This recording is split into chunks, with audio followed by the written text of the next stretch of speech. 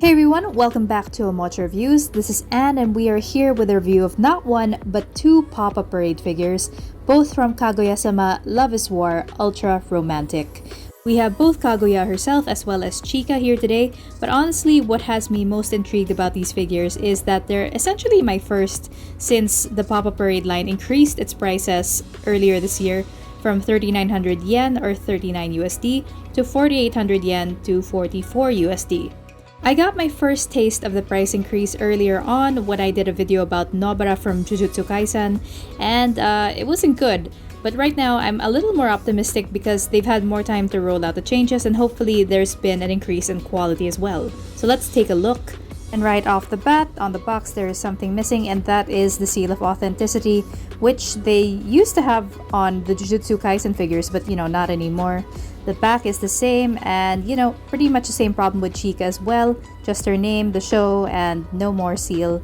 Personally, I do find this to be rather questionable, and that may be a deal breaker for some of you, so that's a heads up. Opening it up, packaging is essentially the same, all held together by plastic and tape. Though for Kaguya in particular, I did see, this is my first time encountering the use of this softer filler to protect her hair and her body, so that's a nice upgrade, I guess, if you call that an upgrade. And moving on, well, each kit comes with a base and the figure itself. I think you'll notice right away something a little bit different, and that is the bases.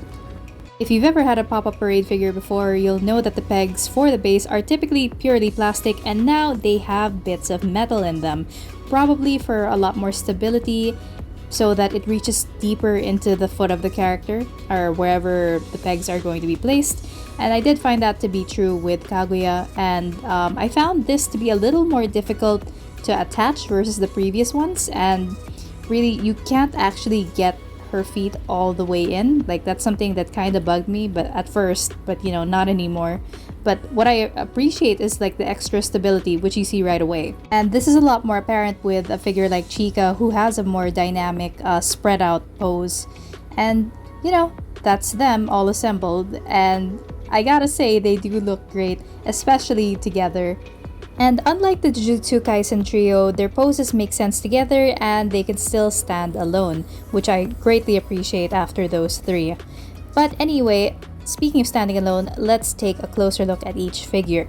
Right off the bat, you can tell that Good Smile put a lot more thought in Kaguya's pose versus previous figures.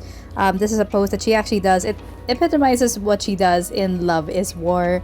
Really just this strategic thinking pose, which I appreciate. And I like that they made the pose a little more dynamic by way of the skirt, which billows out. They could have not done this, and they've not done it before with simpler poses, but I'm glad they really took the opportunity here to just add a little bit more movement to a very simple pose.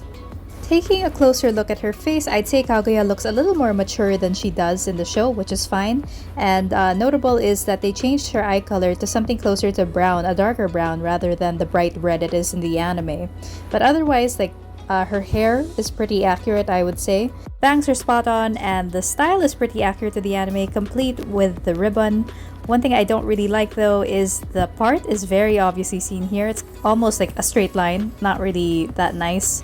Stepping back though, I really appreciate the sculpt of the skirt, the way it billows, all these lines and folds are just perfect, and they bring out like the really nice matte finish of the paint.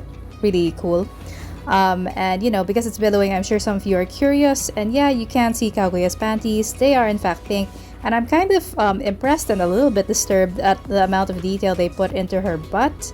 But I'm sure there's some of you out there who are going to be very happy about this when you purchase it. Normally, I wouldn't really be impressed by panty action, but I feel like it adds to the cheekiness, no pun intended, to the overall look, this very conservative uniform that they have, and it adds a little bit of personality to the overall figure, which I really do love, from the shoes, the details on her shoes, and the gorgeous paint job, the sculpt of the skirt, and the details on Kaguya's face. Overall, great figure. But let's talk about Chika Fujiwara. Right off the bat, she has to be one of my favorite pop-up parade figures, and it all starts with the pose, really. It's so fun, and it's so dynamic. That's really the word, dynamic. And it has that bit of cheekiness from the rise of her skirt in the back as well. And yeah, I don't find it ecchi. I just find it really fun and cute more than anything else. And I really appreciate all this movement that the Good Smile Company introduced into this figure.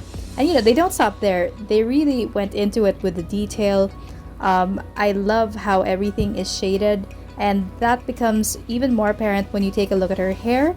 The way they did her hair actually reminds me of how Taito Corful did Mai Sakurajima's and the quintuplets as well. They did a lot of different individual strands, and they're surprisingly pretty sturdy, so that's good to know in case you're afraid of breaking them.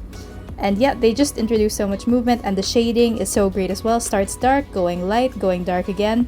That's a lot of attention to detail. Something that maybe because she is a light-haired character, so they had a little more fun. One change I did see is that her eyes are maybe a bit darker than they would be in the anime. Not something too troubling. And the bow is still there, of course, her iconic bow. And I still have no idea how it stays on, but it's cute. So taking a step back, I like that I can kind of tell this is not some cookie cutter model that they have. They really made Chika's body different from Kaguya's. They made the sculpt different, and the billow of the skirt is just nice and a lot sturdier than I expected to be. That has very little give, as you can see. The very matte finish of the paint really comes through, and I feel like it does a lot for the shading to make an otherwise very boring black uniform look a lot more interesting. Though of course, what will interest most of you is her panty shot, which is much easier to access than Kaguya's. She is wearing white rather than Kaguya's pink. I wonder if that's some kind of inversion considering she has pink hair, but who knows. Anyway, she gets white socks versus Kaguya's black, and I feel like the way that she's standing is a lot more stable as well, despite her being on one foot. Just a great sculpt in general that goes with a very I would say it's like not a crazy pose or anything, but it is well thought out, and I really appreciate Chika as a figure overall. So you gotta give credit where credit is due. I think the Good Smile Company did an excellent job with Kaguya and Chika. I think they're some of my favorite aside from maybe Alphonse and Ed from Full Metal Alchemist. You can really feel that the Good Smile Company worked hard to justify the price increase, because that's almost 1,000 yen, which is a big deal for what's supposed to be a budget line. And it really came through in terms of the detail, the poses, oh god, especially the poses. I do hope that this is a trend that continues, especially as I wait for my Spike Spiegel pop-up parade to arrive. In the meantime, I will enjoy Kaguya and Chika on my desk.